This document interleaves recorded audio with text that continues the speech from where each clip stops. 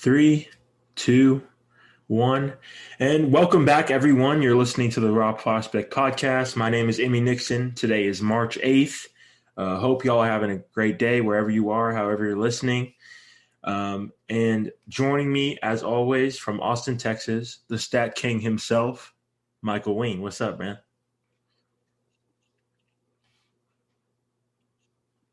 What is going on? Episode 60. Here we go. Yeah, I didn't even mention this. That it was episode 60. Yeah, if another milestone. That pretty crazy. But today we'll be diving into this Dak Prescott signing. It just happened today. Obviously, as a Cowboys fan, I'll give my perspective, but Michael can give his outside perspective as well. And then we'll be talking about the Players' Championship, which will be this week. And we'll be predicting the conference tournaments of the Big Ten and the Big 12, the two best conferences in college basketball by far. So this is going to be a fun episode. Let's get right into it. Yeah. You can start with this Dak Prescott stuff, man. Okay, yeah. So earlier today, or earlier this afternoon, or evening, whatever you want to call it, the news came in, reported by Adam Schefter, that the Dallas Cowboys finally reached an agreement with their franchise quarterback, Dak Prescott. It is a 4-year, $160 million deal with $126 million in guarantees and a $66 million signing bonus, which means when he signs the contract, he already pockets $66 million. That's the largest signing bonus for any player in NFL history.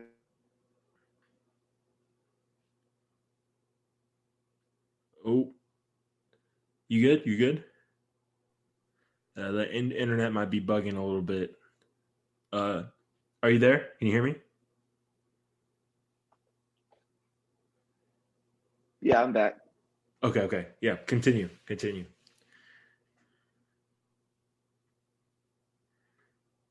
You were What's just that? saying, you were just saying that Dak was the first player ever to get that big of a signing bonus. So you can continue from there, or I can go ahead. No, I'll continue from there. Okay. I have a couple more things I want to say.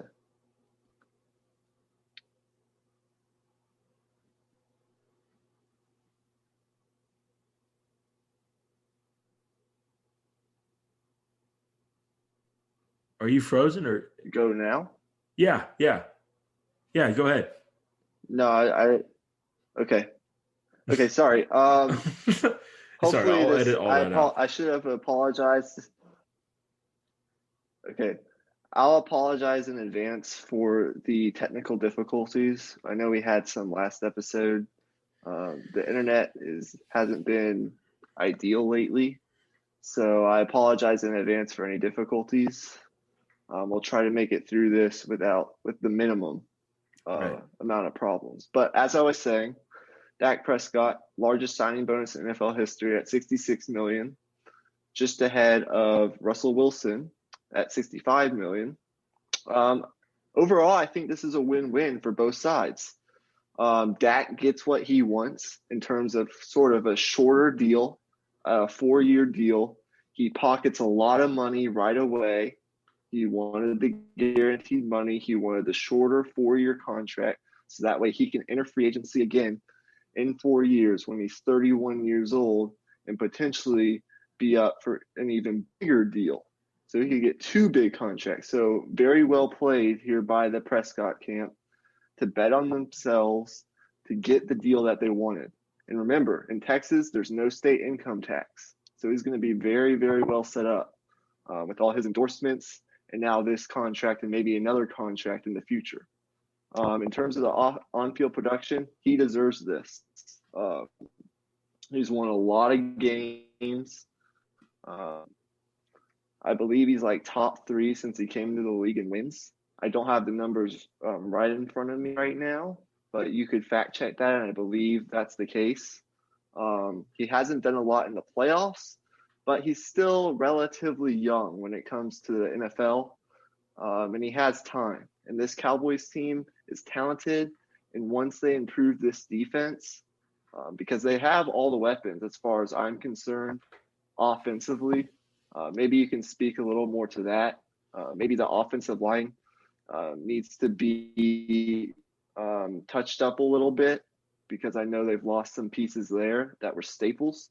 But once they get this defense together and they use some draft capital to, bring in some more defensive players, particularly in that secondary, this could be a Super Bowl contending team. And I think Dak Prescott will eventually have that playoff success that Cowboys fans and just skeptics of him in general are looking for. So I think it's a win-win for both sides. The Cowboys finally lock up. Jerry Jones finally locks up his franchise quarterback. There are going to be no more questions hanging over the team, the locker room, about what they're going to do with Dak. Jerry Jones no longer has to answer any of those questions. It's no longer hanging over the locker room, and they can just move forward and start to build around Dak for the next 4 or 5 years going forward. So I think it's a win-win, and we'll see what happens. But I like to hear your perspective as a actual Dallas Cowboys fan. Yeah, I'm kind of in the middle on this deal. I like that we locked him in. This was kind of the cloud that was hanging over the team this past few years. Like, when are we going to sign him? When are we going to sign him? When are we going to sign him? And it's good that we finally got it done, and we don't have to worry about it anymore. It's just it's solid. It's there. It's done. But I can't stress enough, like, over these next few years, we have to hit on our draft picks because we're not going to have the money to go out and get free agents and really build a team through free agency. We have to hit on our draft picks. That's going to be so important these next few years, especially with the amount of money invested in our offense. Like, it's going to have to be all defensive guys through the draft these next few years. So I really hope it works out. I mean, I think I'm a little bit lower on it than you are. I think Dak deserves it, but I think at the end of the day, he's a quarterback that needs help to win a championship, and that's not a bad thing. That's not saying he's a bad quarterback. I'm not saying he's a bad quarterback. I'm just saying that for him to be at his best, he has to have some things around him in order to be able to win, and that it's going to be harder to get those players now. So we'll see what happens.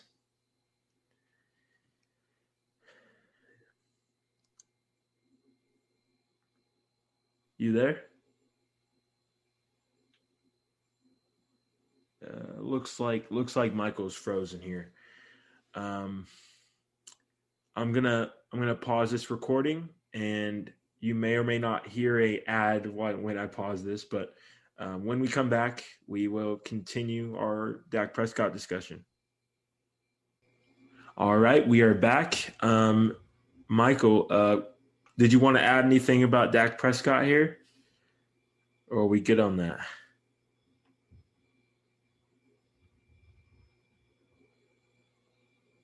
Uh-oh, he might be frozen again.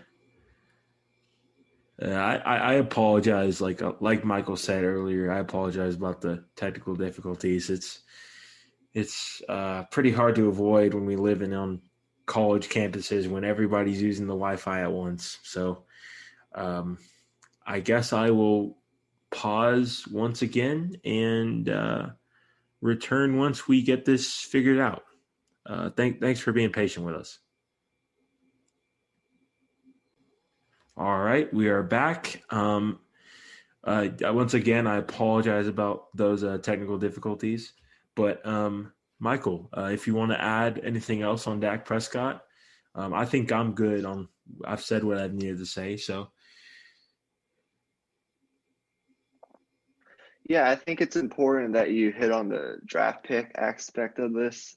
They're going to need to hit on some of those draft picks here in the next um, year or two, I guess, in the near and immediate future, so they can build the necessary team for these next 4 or 5 years when they have Prescott locked up on this deal. I think this offense is obviously a win now type offense. And you just need that You don't even need the defense to be like great or anything. You just need it to be good enough. Right. We saw the Bills this year. They weren't a great defense. They were just really good situationally. There was a lot of those type of defense. Draft players for situations. I hope that the new defensive coordinator hire will help. Who knows how that will work out? But that will be a conversation for another day. But yeah, the draft picks are going to be key because they're not going to have a ton of cap space now. And I think the other point that you brought up that I thought was interesting is the fact that Dak Prescott does need help, and it's not a knock on Dak Prescott. He's a top 8, top 10 quarterback in the league. Right. And there are very few quarterbacks in this league who don't need a lot of help. Right. I can think of maybe like one or two who like can overcome mediocre. Dak And Prescott and that bigger group of quarterbacks who need help or need help to win. So it's not a knock on him. It's just the reality in today's NFL. So for Cowboys fans, I think you should be happy. I think you should feel confident. Hopefully this was the one big injury that he has to suffer and the only injury he has to suffer through for the rest of his career. Hopefully he can stay healthy, and hopefully y'all can get back to the playoffs here very soon. right. And it seems like the Cowboys organization seems to go through this same cycle where we have a few up years, we pay everyone, and then we have down years because we don't have the depth of the roster when we have injuries, and then we go up again, and then we pay everyone because Jerry he's a player's owner. Say what you want about him, but he respects his players and he wants to get them paid, and that has consequences. So I hope that this move pays off, but I am skeptical. But if I were to give it a grade, I guess I'd give it a B plus because now we don't have to worry about it anymore, and we can just move on with everything. Like getting a franchise tag or getting rid of him. I mean, I think we'd probably be worse off than what we are now. So I think there's value in that alone. So that makes this a little bit higher for me. One more thing real fast. Think about y'all's division, the NFC East. Right now, as it stands right now, y'all have by far the best quarterback in the division, right? Which is a big advantage. You think about Washington. They could make a move. Who knows what they're going to do here? But right now, their quarterback is Taylor Heineke in New York, the Big Apple, and Daniel Jones. And then you think about the Eagles and Jalen Hurts, who we know has capabilities, but we're still unsure if he can be the actual franchise quarterback in Philadelphia. So right now, and this could change, but right now the Cowboys are very well set up at quarterback, at least in their division, the NFC East, and this will help. And I think with some improvements on the defensive side of the ball, they should definitely be the favorites going into next season in that division. But a lot can change. We'll get into that when it nears football season. Right. So we shouldn't spend too much more time. Let's transition. With that, we'll switch gears here to our golf discussion. So this week is the Players Championship, which is quote unquote the fifth major, like not officially the fifth major, but it is the biggest tournament outside of the majors, and from many accounts. It's played at a famous course, TPC Sawgrass, with obviously the three famous finishing holes, 16, 17, and 18.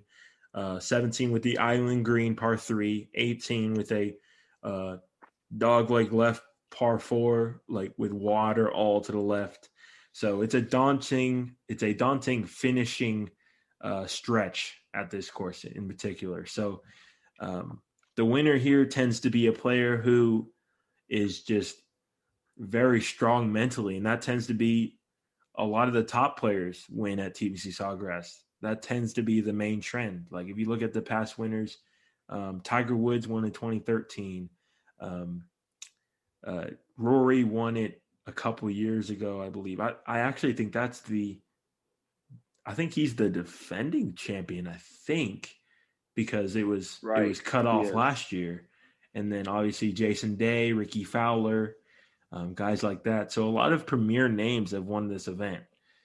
In terms of what I would think who I would think would be the front runner this week, I think you can't rule out Bryson Deschambeau. You can't underrate what he has done, what he did last week at Arnold Palmer, basically driving a par 5. Like that's ridiculous. Like he flew his drive 348, I think, or something like that, all over water, which is just insane. With that kind of power, it's hard to you're just hard to beat when you have that kind of power. But I didn't do much prep. I'm going to be honest. I'd keep my eye on Deschambeau. That's the one thing I can tell you for sure. Well, the first thing I'll say is there's so much talent, young talent on the PGA Tour nowadays that you can't really rule out any of these guys. Right. Because they're so good. I did a little prep, not extensive, but enough to get through a short segment and give you guys some information, at least from what I've read and what I know about golf. So in case you don't know, and I'm sure Emmy mentioned it, but it's played at TPC Sawgrass, the stadium course. It's a Pete Dye designed course that opened in 1982, so about 40 years ago, a little less. It's a par 72 and it plays about 7,200 yards, which is pretty standard, I guess. Correct me if I'm wrong, but for a PGA Tour tournament, the Players Championship, it sports one of the best fields that you'll see in a golf tournament this season. This is a really strong field. It includes 112 players that have won at least one tournament on the PGA Tour. And it has 10 players in the field have won the PGA championship previously. You're talking about Rory McIlroy, Jason Day, those type guys. 10 of those guys in the field have already won the Players and are looking to win it again. And also this week, you'll get to see 28 out of the top 30 players ranked in the official World Golf Rankings. Brooks Koepka just yesterday had to withdraw due to a knee issue again. And I think Matthew Wolff or someone else isn't able to play this week, but you're going to see 28 out of the top 30 players in the world this week at the Players Championship. So a very strong field, one of the strongest of any tournament on the tour. In terms of the guys I'm looking out for, I mean, of course, you can't rule out the guys you mentioned. Dee Shambo has been amazing. Whether you like him or not, he's been absolutely incredible. And what he does off the tee is just mind-blowing. Rory McIlroy, who's been in a little bit of a tailspin lately for Rory McIlroy standards. He still had a couple top 20 finishes mixed in, top 15 finishes mixed in. But for Rory McIlroy standards, it hasn't been great. And he's the defending champion because the Players' Championship is where it got cut off. They played the first round, and then that evening it was canceled due to the whole COVID situation. So that's that. So the 4 guys I'm looking out for, Jon Rahm, the second-ranked player in the world behind Dustin Johnson. He has 5 top 10 finishes in his past 7 starts, and he actually held the 54-hole lead at that 2019 Players' Championship. So we know he's had past success. And if it wasn't for a stupid decision to go for the green on 11 out of a bunker and then splashing in the water on the famed 17th hole, who knows? He might have beaten out Rory McIlroy.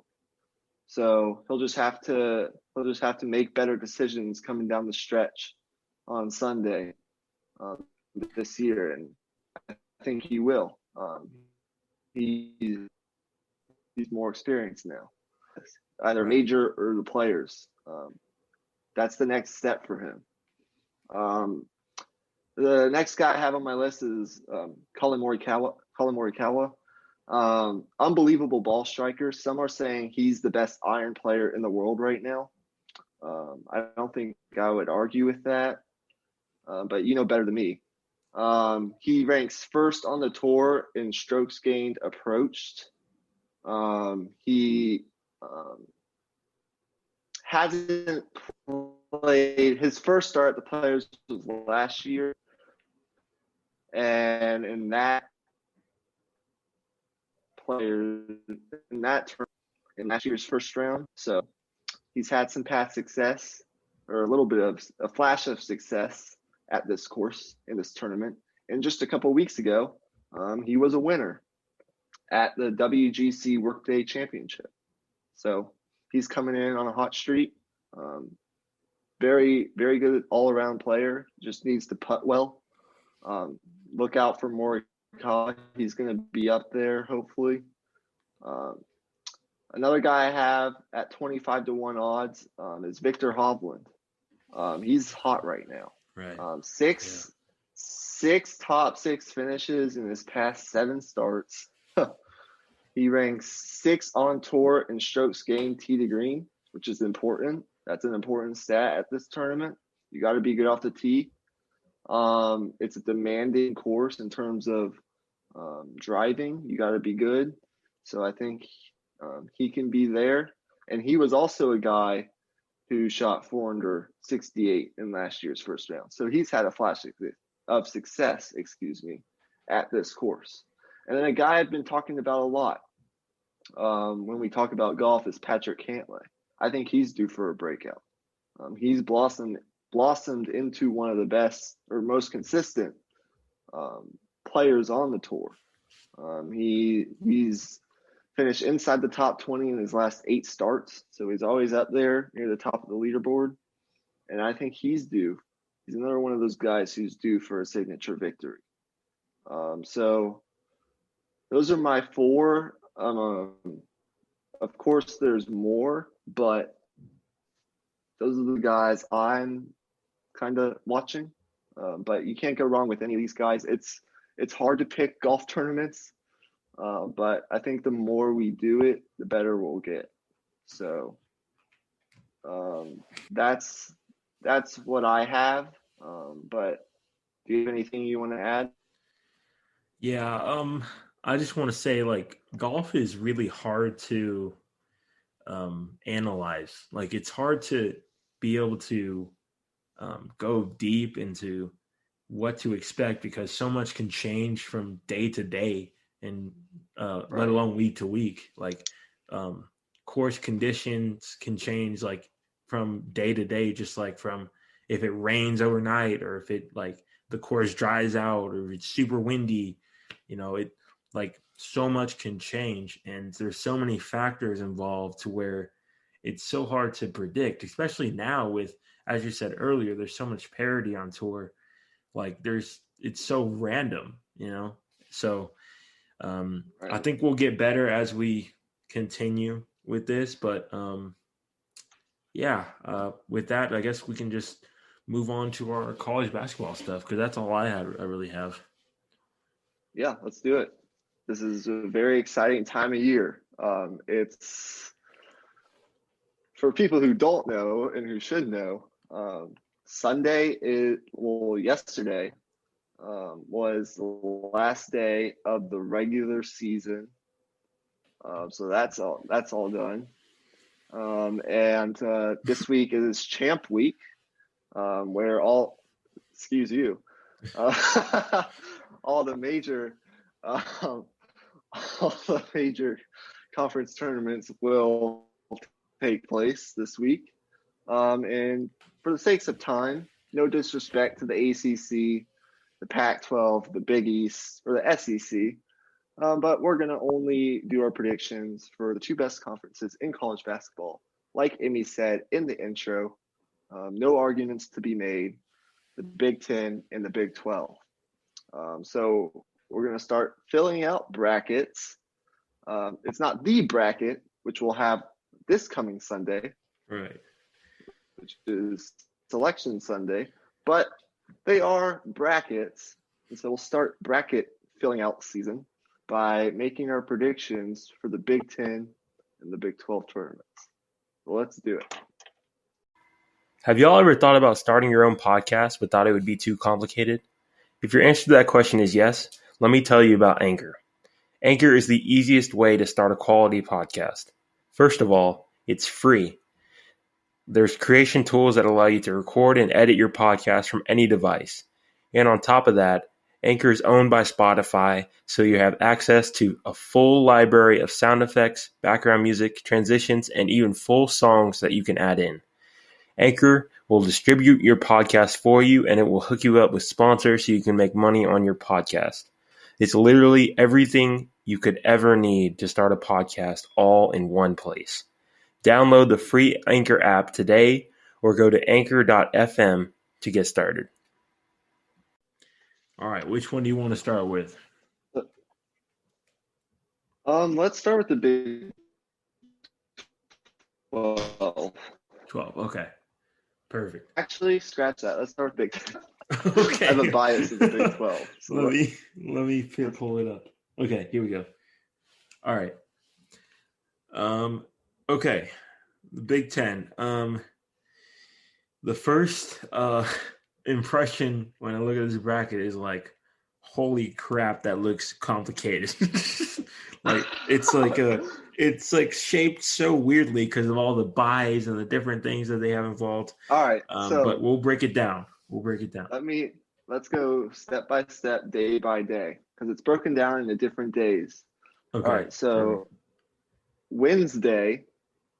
All right. Well, here we go. So Wednesday, we have the first round, Minnesota and Northwestern, the 13 versus the 12, and then Nebraska and Penn State. So here I have Northwestern advancing, and I have Penn State advancing. Nebraska is by far the worst team in the Big Ten, and Minnesota is coming in losing 12 out of their last 13 games. So I have Northwestern beating Minnesota, and I have Penn State with an easy victory over Nebraska. Right, and I agree with you there. Those were probably the easiest picks of the whole bracket. Okay. Yeah, those are the easiest by far. Okay, let me walk you through my the next round. So at the top, we have 9-seeded Michigan State, which, has made a run here down the stretch to put themselves in the tournament field after struggling the first 2 to 3 months of the season. They've beaten 3 top 10 teams in their past, I think, 5 games. So Tom Izzo has his team hot at the right time. And they will take on number 8 seeded Maryland. I'm taking Michigan State. Can't bet against Tom Izzo, especially when he has his team playing as well as it is. I think they'll get this win against Maryland to solidify their spot in the 68-team field on Sunday.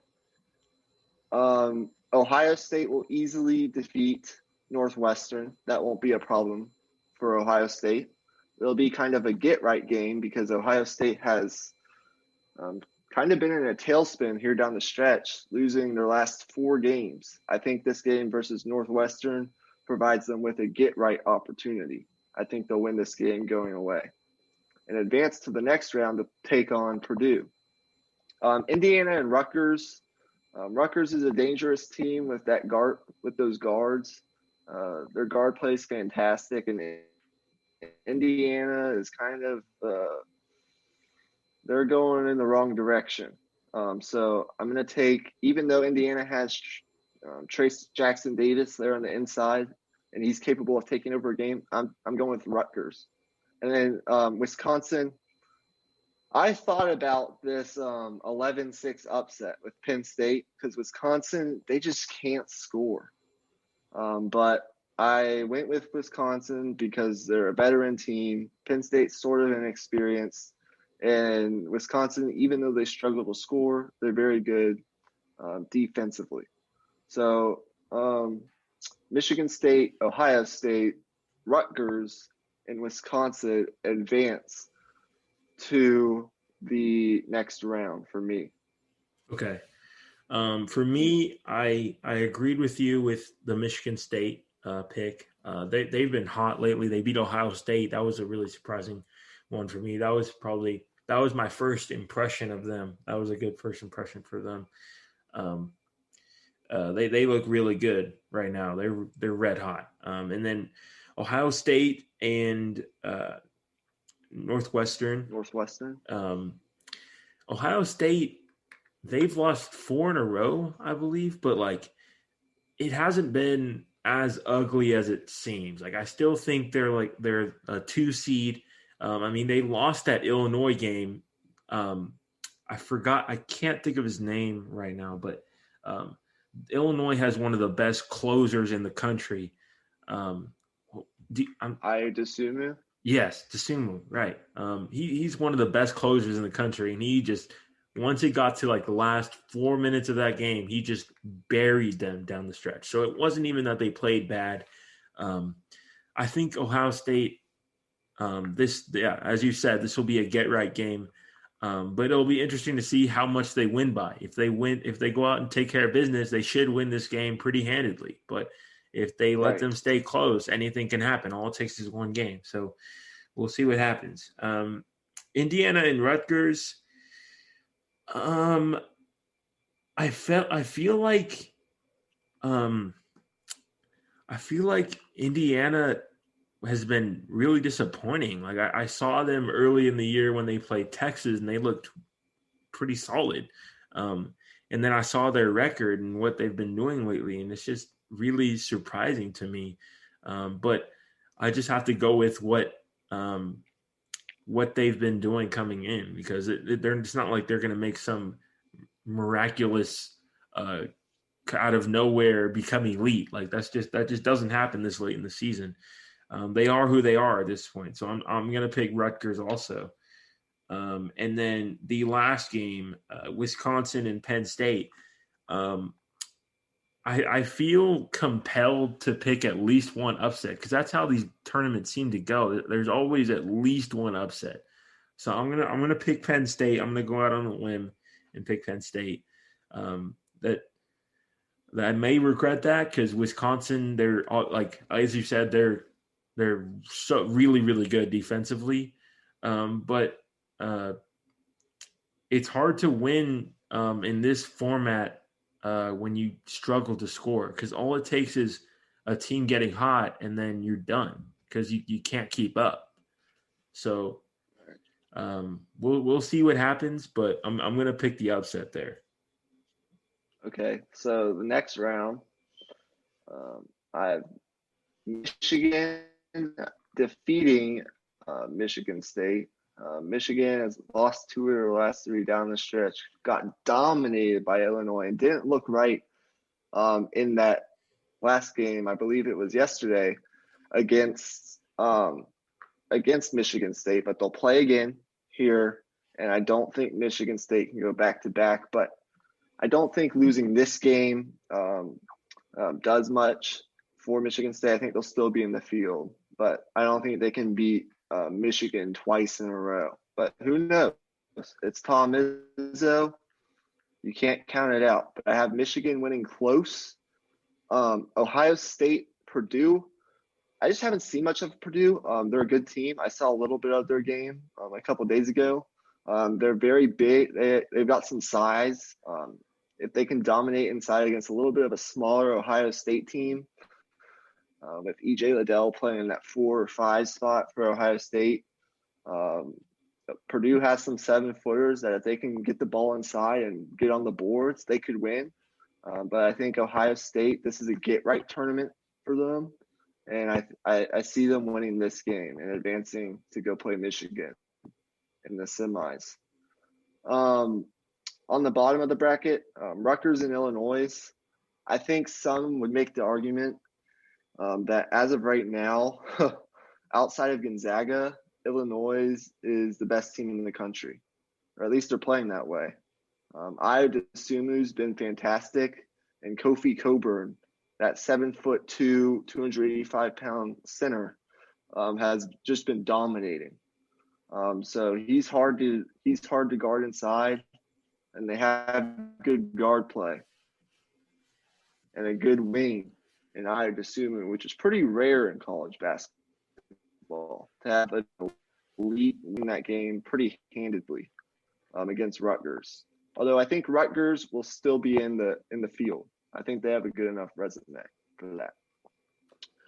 And then Wisconsin and Iowa, even with Iowa's injuries, I believe they have an injury to Joe Wieskamp and maybe Country and Luka Garza, first team All-American this year, probably will end up being the player of the year.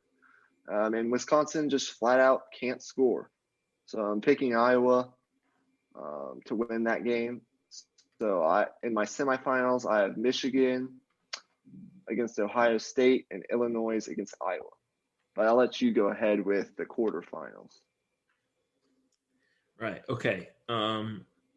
I agreed with you on Michigan and Michigan State. I think Michigan, I think they're a top 4 team in the country for a reason. They're going to be a 1 seed, and their team speaks for itself. I mean, I'm not too great with names right now in college basketball, but I know they have a big 7-footer that they like to go to in terms of dominating inside. That played a big part in them beating Ohio State. But also, I was really impressed with just how efficient they are in running their offense. Like they get into their sets really quickly and they have a sense of urgency. That's something we talked about with Texas earlier in the year, actually like right at the beginning of the year. But that's something that's really important. That's really underrated. Like if you're moving without the ball and you're getting into your sets and playing with some pace, that makes you a lot more difficult to guard. So I think Michigan will take that game. Purdue and Ohio State. This is a tough game. I think I'm going to go with Purdue though. Based on how Ohio State finished the year, they seem to really struggle against the big teams that they had to face. Obviously, Illinois with Cobalt. Is that what his name is? Cobalt? Cockburn. Right. I completely screwed that up. It's all right. Cockburn. Okay. Right, with Cockburn, he completely dominated them as well. So I think not having anybody over 6'8" is really going to come back to bite them. And I still think they have a chance to get to the Sweet 16 because the Big Ten is just that good to where The teams in the Big Ten might just have their number, but when they play teams outside the Big Ten, they might get some good matchups and make a little bit of a run. They're still a really good team. But I just think the size is a mismatch, and that's why I'm going to pick Purdue. Next game, Illinois and Rutgers. I'm going to pick Illinois. Illinois, they've been red hot lately, and what you said earlier, obviously with Tsumu and Coburn, I got it right this time. Right. They form a really dynamic duo, and their guard play and just that whole roster is just really stacked. I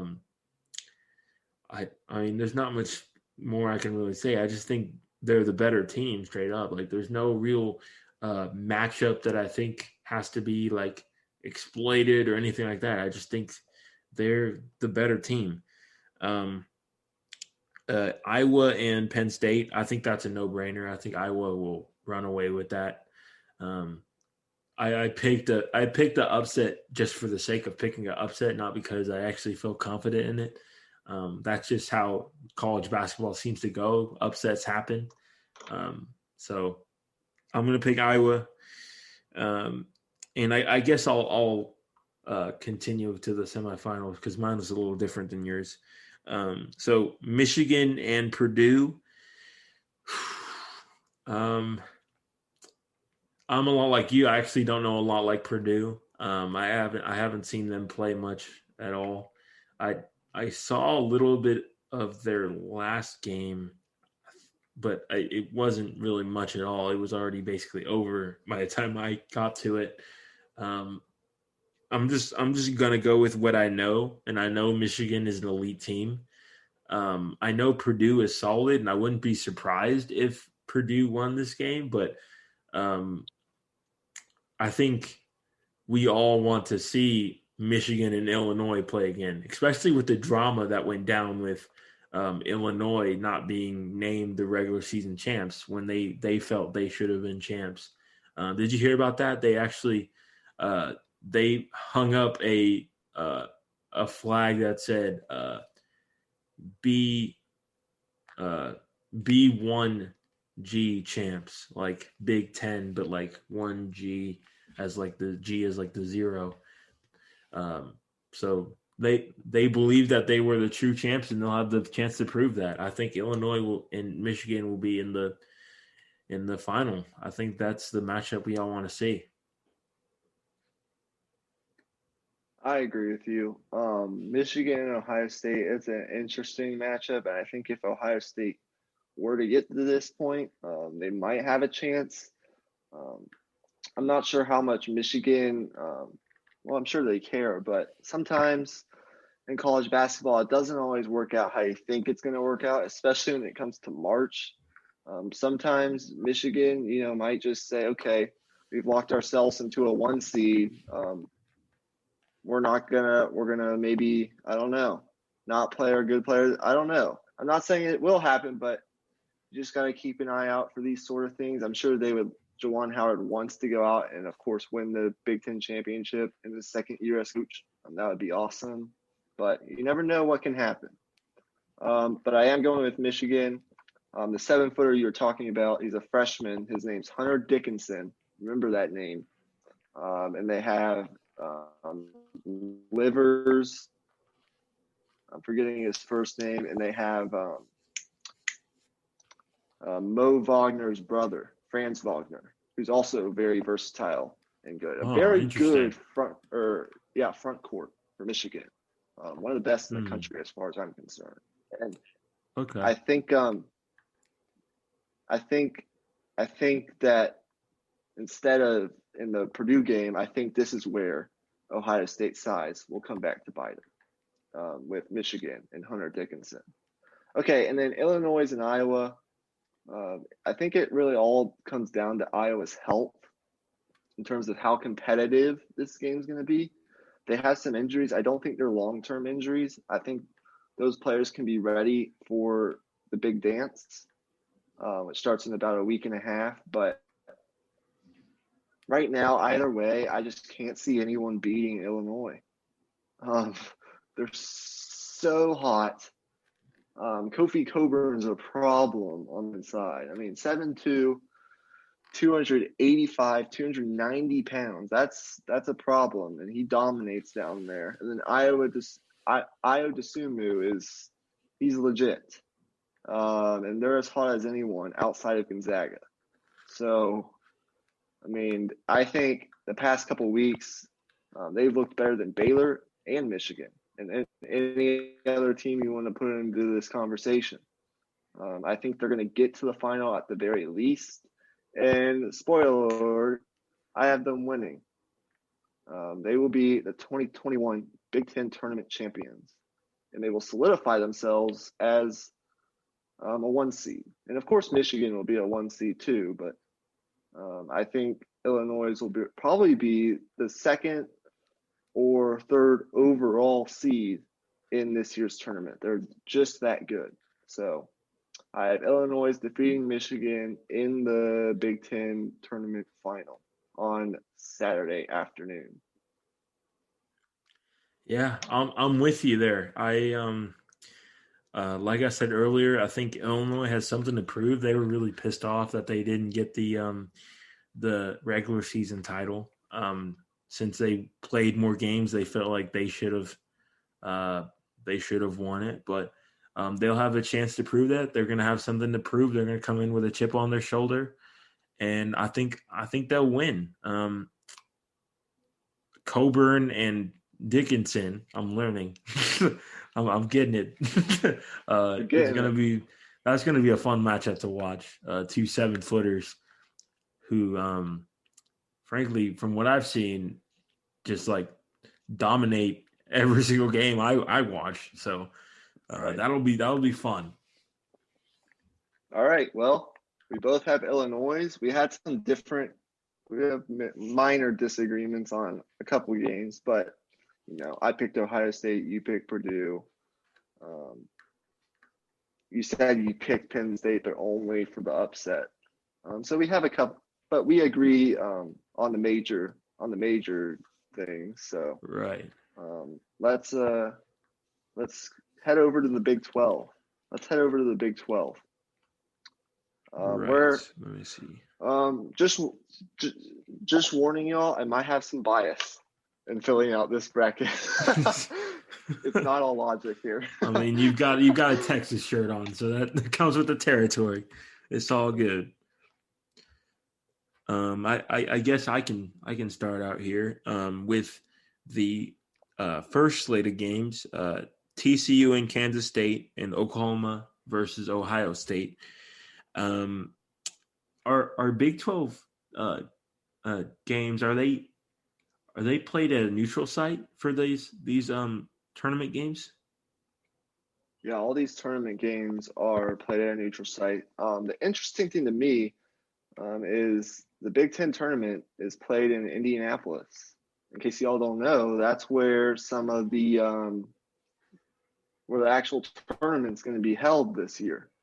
All in that area. So I'm just wondering if that maybe gives the Big Ten an upper hand here. But I don't know if they play at the same sites that the actual tournament.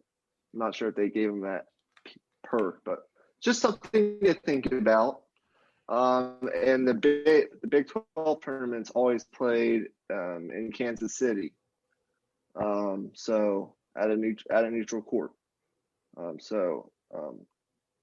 First round, there's not much to talk about, aside from the fact that at one point Oklahoma was a top 10 team, and they're the 7th seed in this Big 12 tournament. Right. I mean, isn't that amazing? Yeah. They were once ranked 7th in the country and had beaten 4 or 5 top 25 teams in a span of 2 weeks, and they got stuck in as a 7th seed in this tournament. That just shows how good the Big 12 is. It's a gauntlet. Right. So, but we won't go too in depth on these first round games. I have TCU beating K-State, and I have OU beating Iowa State.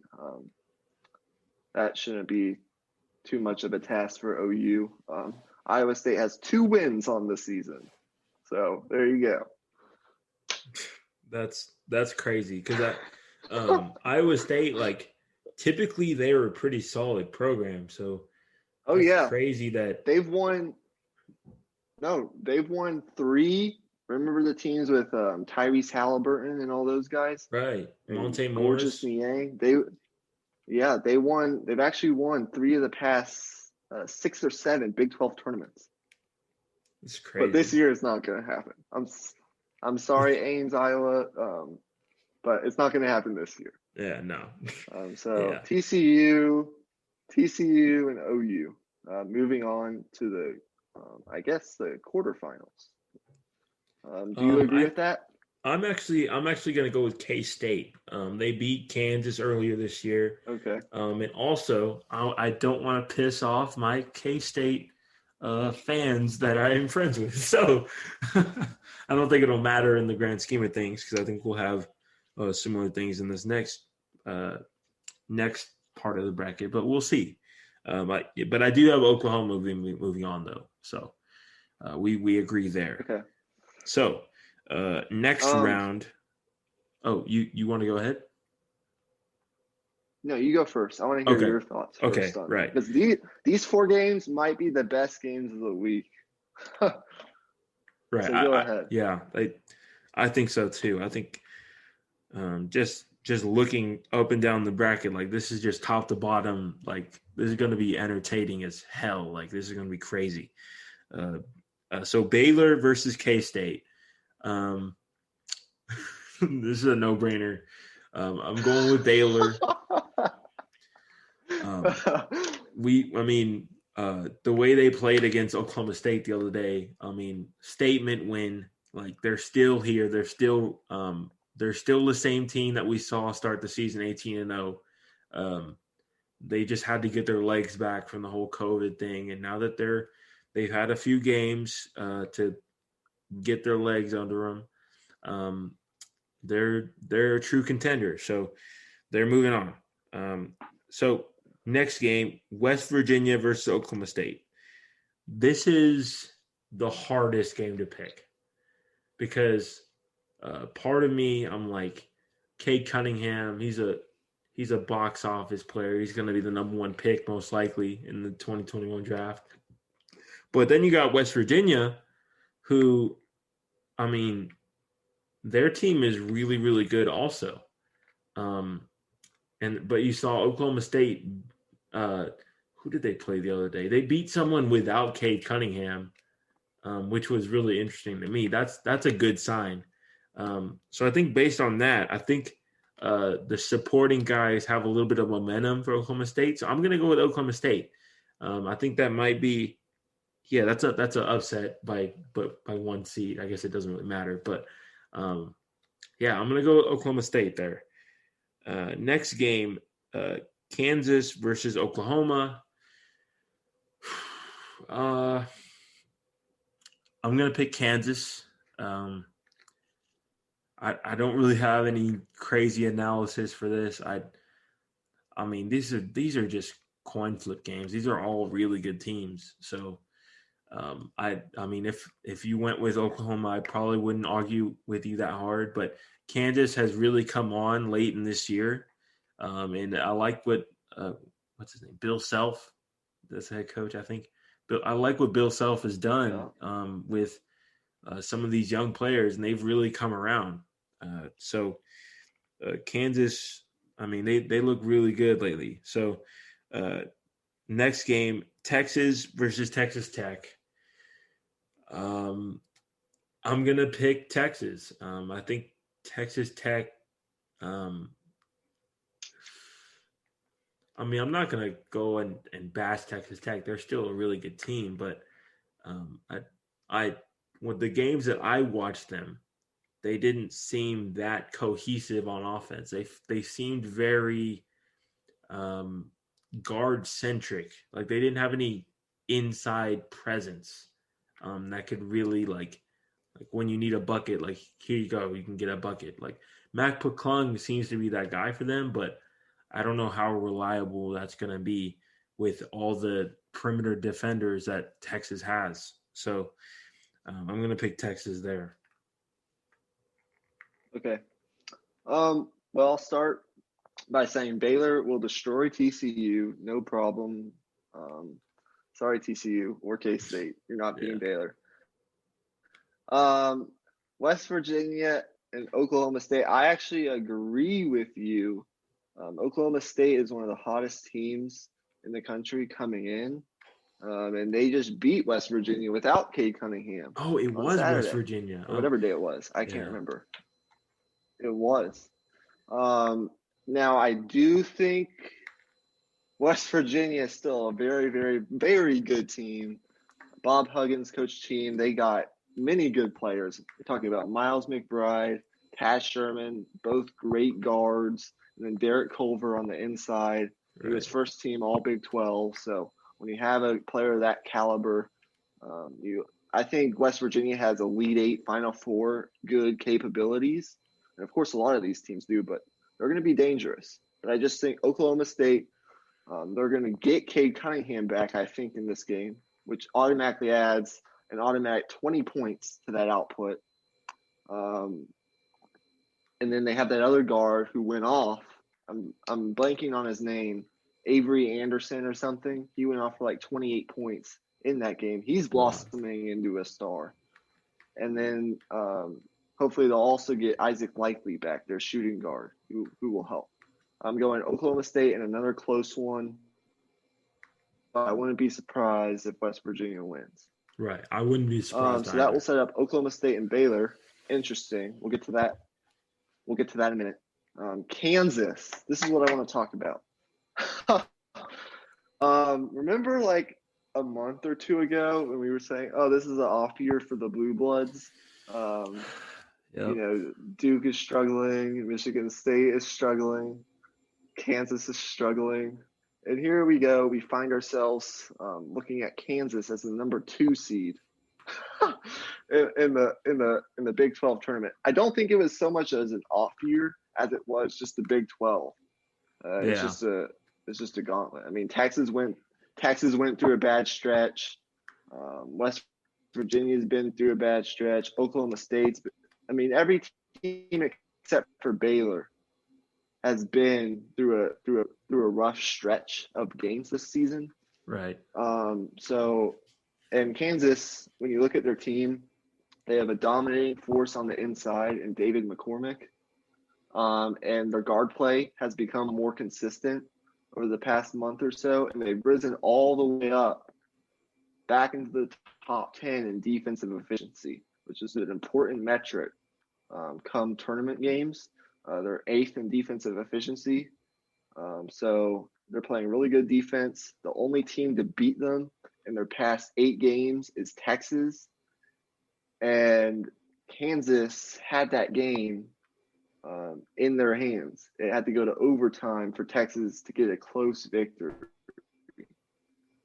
I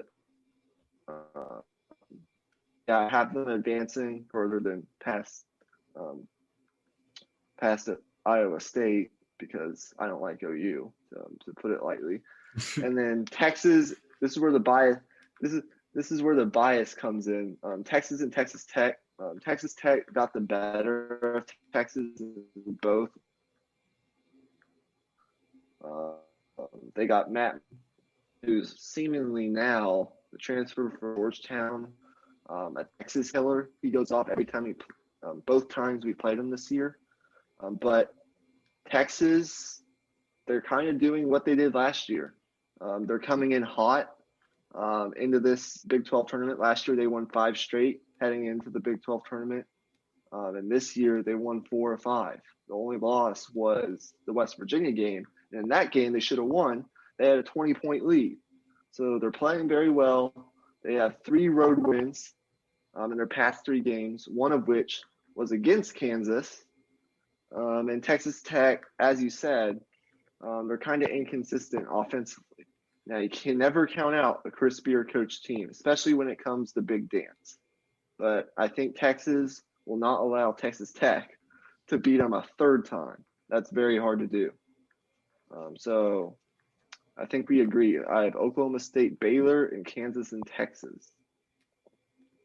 Right. So we had all the same teams moving on there. So, Baylor and Oklahoma State. Dang. Okay. It's hard for me to pick against Baylor. I mean, you look at what they've done all year. They've just been so consistent. And their switchability defensively, their versatility up and down their roster. It's hard to argue against. It's say what you want about Cade Cunningham, but it is. Baylor has been like the entire year. They've just, we talked about how good the Big 12 has been, and they lost one game the whole year. Like, that's incredible. So I got to pick Baylor. Like, there's no, as good as Oklahoma State has been playing lately, and I think it can be a close game, but I just think Baylor has the firepower and defensive prowess to pull away late. We can go game by game here since these are a little bit more dense. Baylor moves on in the game. Okay, no questions asked, well. unless they say we're locked in. It's one of those situations where they say,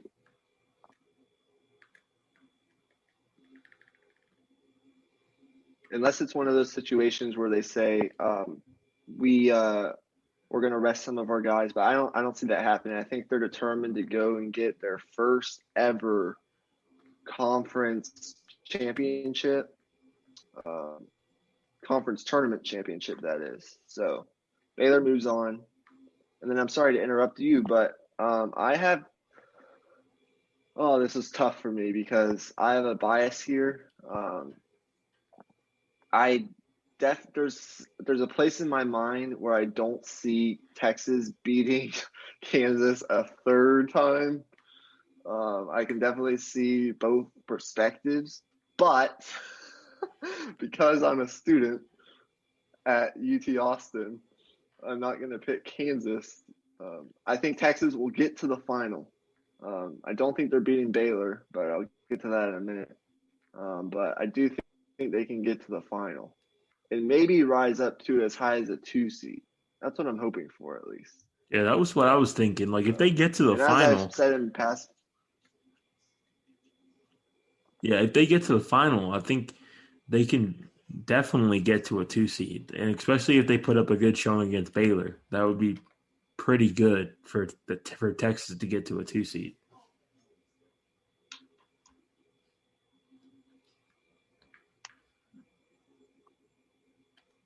Seems like there's a lot of delay. Can you hear me? Yeah, I can hear you. Okay, cool. Can you hear me? Yeah. It's just like it's like really delayed right now. So, yeah. So for me, I think I'm gonna pick.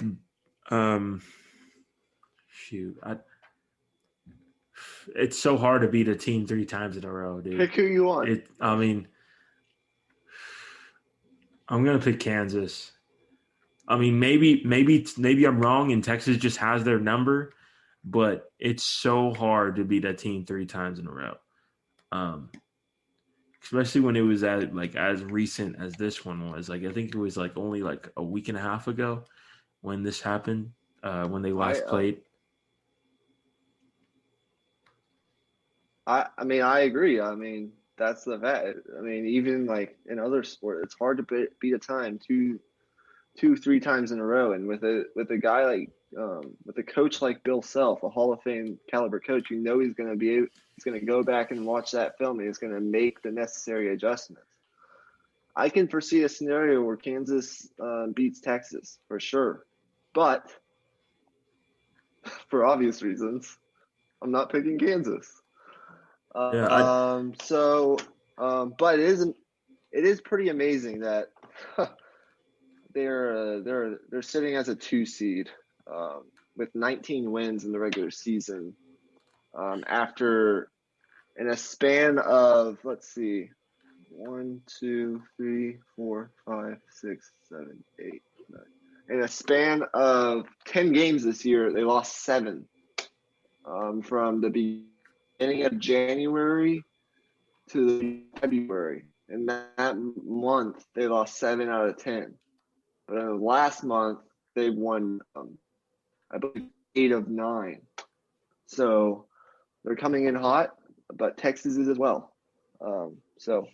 But Yeah, let's not I bend definitely think Texas can give them trouble on the inside. That's Texas's main strength, being able to protect the basket and the paint.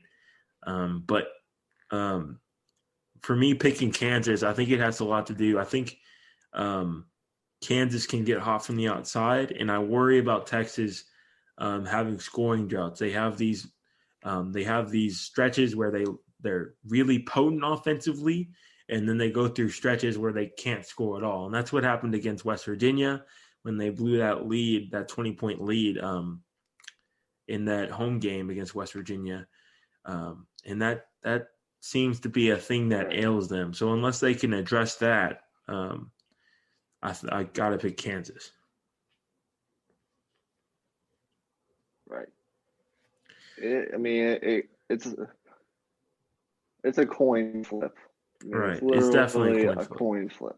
Yeah. You put these teams up against each other 10 times, they probably each win 5. It's that close of a matchup. Maybe Kansas wins 6, Texas wins 4, Texas wins 6, Kansas wins 4, but it's that close. Right. So Baylor and Texas, interesting fact that I just actually learned today. No Texas team has actually won the Big 12 tournament. You've had Kansas win it a bunch of times, and you've had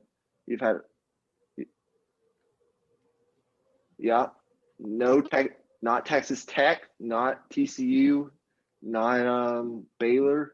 None of these Texas teams have actually won the Big 12 tournament. Now you might say go back to like 1970s, but at that time it was the Southwestern Conference. It wasn't the Big 12.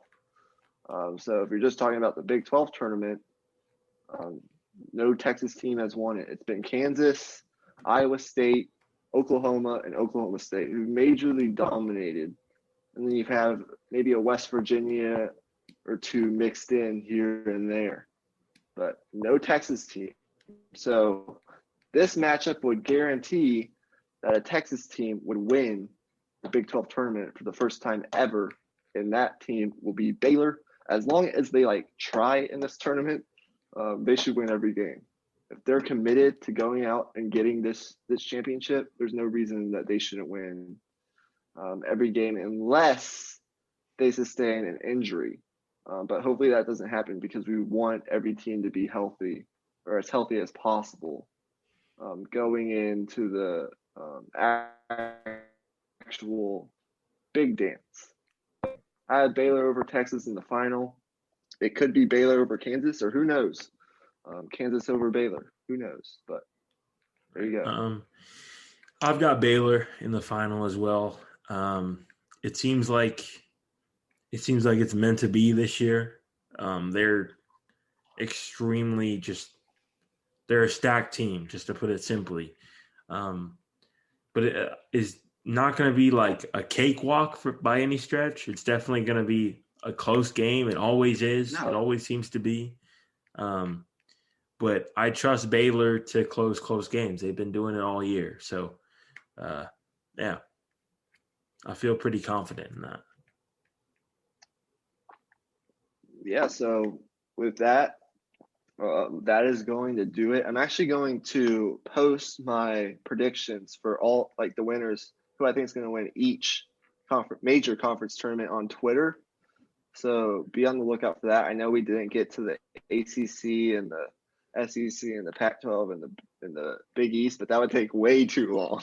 That would take way too long. Yeah, tournaments. So I will be posting my thoughts on these games on Twitter when they're going on, hopefully. And if we're not back later this week, we'll be back early next week. And one hint here, or one thing, I will be on vacation. It is my spring break. So I'm going to Florida.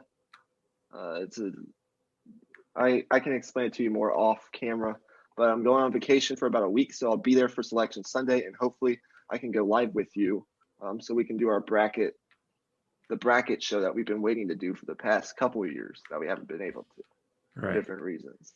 So I'm so excited for this. The next 4 or 5 weeks are just going to be totally insane. I mean, you think about conference tournaments, then you have the big dance, you have NBA with the second half of the season, you have the Players Championship, you have the match play here in Austin, you have the Masters, you have draft talk, you have quarterback news, free agency. I mean, it's just crazy. So we won't be short on draft content. Yeah, all of it. There's so much. Yeah, I forgot opening. So even though football season's over, the grind doesn't stop here on the Raw Prospect Podcast. Right. So we're always going in raw.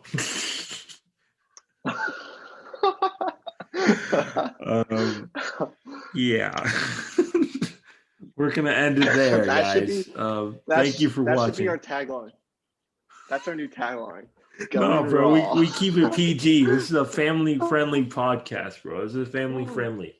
And kids, don't ask what that means. It's not important. Right. This is a family-friendly podcast. We're not doing that. Yeah, anyways, thank you guys for listening. Today, the Wi-Fi seemed to be not cooperative, but we made it. We made it through. We got what we needed to done, and we hope you enjoyed. As always, subscribe, like, share, and thank you for watching. Peace.